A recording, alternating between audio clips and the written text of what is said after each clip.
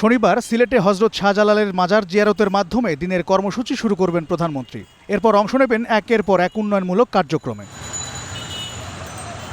নগরীর দীর্ঘদিনের জলাবদ্ধতা নিরসনে সার্কিট হাউস সংলগ্ন চাঁদনীঘাট এলাকায় একটি গুরুত্বপূর্ণ প্রকল্পের ভিত্তিপ্রস্তর স্থাপন করার কথা রয়েছে তার। একই সঙ্গে সেখানে আয়োজন করা হয়েছে সুধী সমাবেশের। আমাদের সিলেট শহরকে একটি নান্দনিক শহর হিসাবে প্রতিষ্ঠার জন্য উনি আমাকে বলেছিলেন যে গ্রিন সিটি এবং সিলেট ক্লিন সিটি হিসাবে প্রতিষ্ঠা করা।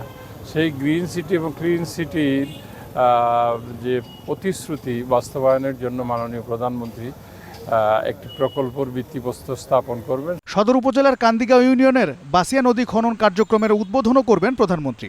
স্থানীয় নেতাকর্মীদের দাবি, নির্বাচনী প্রতিশ্রুতি বাস্তবায়নের মধ্য দিয়ে বদলে যাবে সিলেটের উন্নয়নের চিত্র। ইতিমধ্যে কিন্তু উনি আমাদের সিলেট সিটি কমিশনের প্রশাসক নিয়োগ দিয়েছেন, জেলা পরিষদও কিন্তু প্রশাসক নিয়োগ দিচ্ছেন। তারা কিন্তু সুন্দরভাবে সুষ্ঠুভাবে সিলেটের উন্নয়নের জন্য জনাব তারেক রহমানের নির্দেশনায় কিন্তু কাজ করে যাচ্ছেন।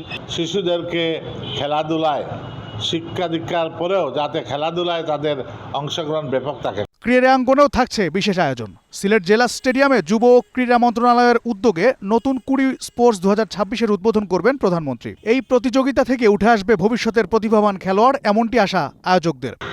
আমাদের নতুন কুড়ি স্পোর্টসের যে উন্মাদনা, আমাদের 12 থেকে 14 বছর কিশোর কিশোরীদের তরুণ প্রজন্মের মধ্যে, এটা আমরা আসলে ব্যাপক সাড়া পেয়েছি। দিনব্যাপী কর্মসূচির অংশ হিসেবে জেলা শিল্পকলা একাডেমিতে দলীয় সভাতে যোগ দেবেন প্রধানমন্ত্রী। সব মিলিয়ে তার আগমনকে কেন্দ্র করে সিলেটে এখন উৎসবের আমেজ। জাফর আহমেদ শিমুল, গ্রিন নিউজ ডেস্ক।